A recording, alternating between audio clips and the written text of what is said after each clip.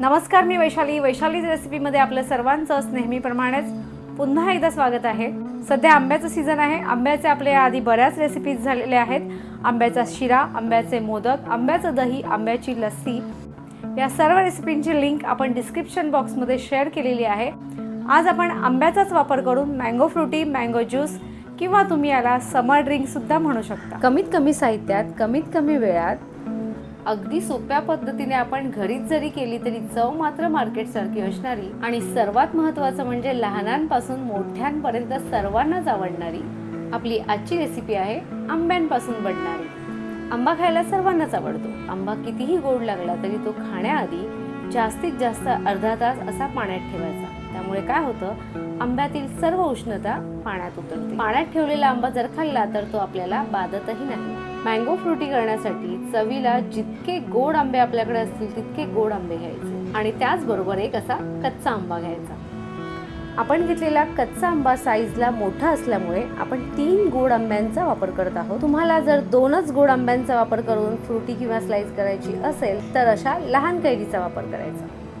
आपल्याकडे गोड आंबे अवेलेबल नसतील तर आंबट गोड आंब्यांचा वापर करून फ्रुटी किंवा स्लाइस कशी करायची आज आपण तेही पाहणार आहोत। आंबे पाण्यात ठेवून अर्धा तास झालेला आहे। आता फ्रुटी करण्यासाठी आंब्याजवळ देठाचा भाग असा कापून घ्यायचा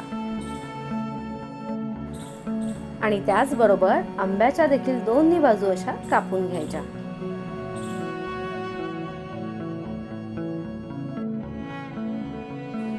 बरं, आता आंबा कापून झाल्यावर कापलेल्या आंब्याचा गर अगदी चमच्याच्या सहाय्याने अगदी सहज असा व्यवस्थित काढून घ्यायचा।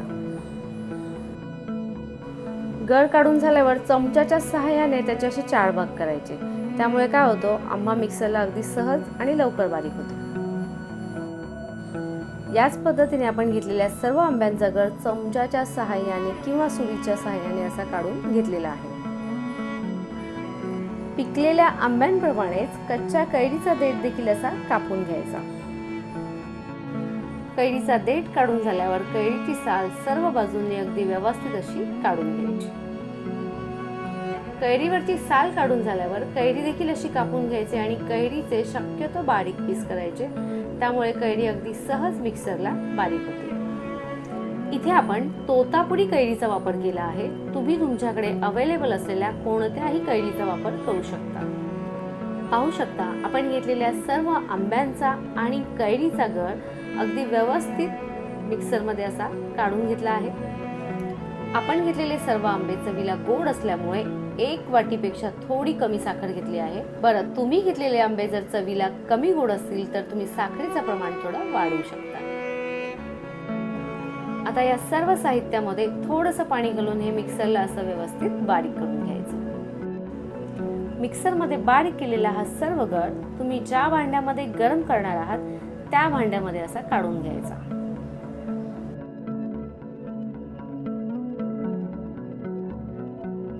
आता मिक्सरच्या भांड्यामध्ये थोडंसं पाणी घालायचं आणि ते देखील यामध्ये असं ऍड करायचं। जास्तीचं पाणी आणि मिक्सरमध्ये बारीक केलेला सर्व गर असा व्यवस्थित मिक्स करून घ्यायचा। तुम्हाला जर या सर्व साहित्याची फ्रुटी करायची असेल तर या साहित्यामध्ये थोडं जास्त पाणी घालून या सर्व साहित्याला एखाद दुसरी छान अशी एक उकळी काढून घ्यायची। काय होतं, एकाच वेळेला आपण जास्त पाणी घालतो त्यावेळेला साहित्याची क्वांटिटी जास्त होते आणि जास्त क्वांटिटी असल्यामुळे हे सर्व साहित्य गरम व्हायला म्हणजेच त्याला उकळी यायला वेळ जास्त लागतो आणि त्याचबरोबर थंड व्हायलाही जास्त वेळ लागतो आणि त्याची आपण फक्त फ्रुटी करून पिऊ शकतो। बरं, आता आपण घेतलेलं सर्व साहित्य गरम करत ठेवायचं। गॅसची फ्लेम मात्र लो करायची।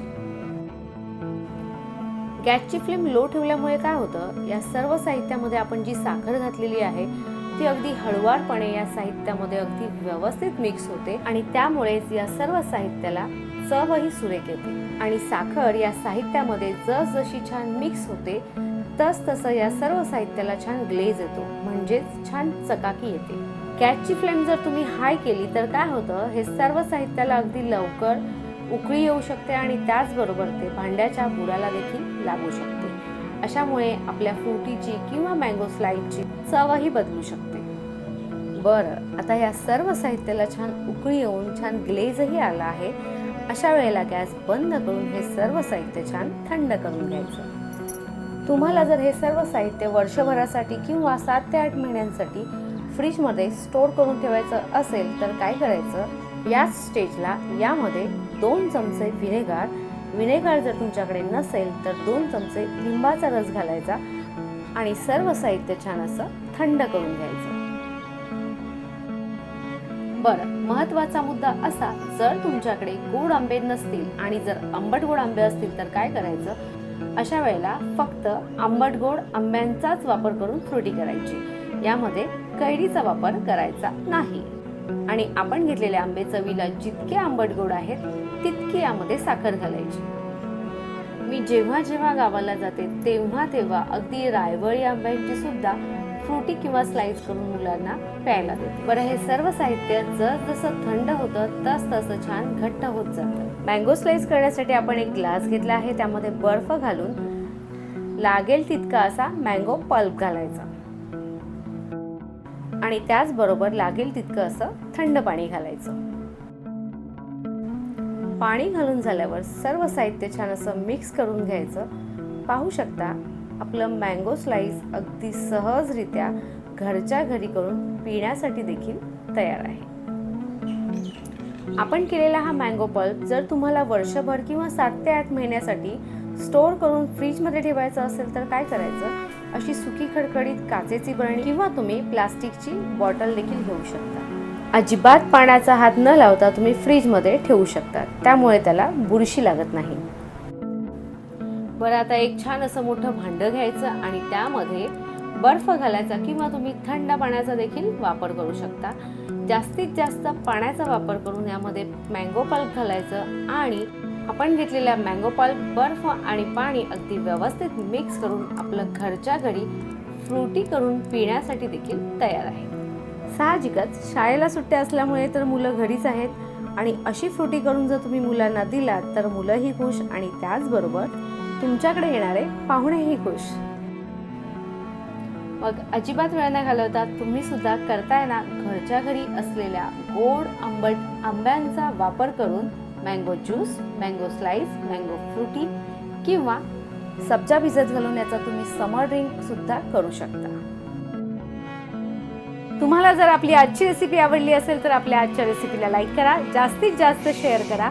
नवीन असाल तर सबस्क्राईब देखील करा. ज्याप्रमाणे तुम्ही आपल्या सर्व रेसिपीज पाहता त्याचप्रमाणे पाहत राहा. पाहता करतही राहा आणि करून झाल्यावर कमेंटमध्ये मात्र नक्की सांगा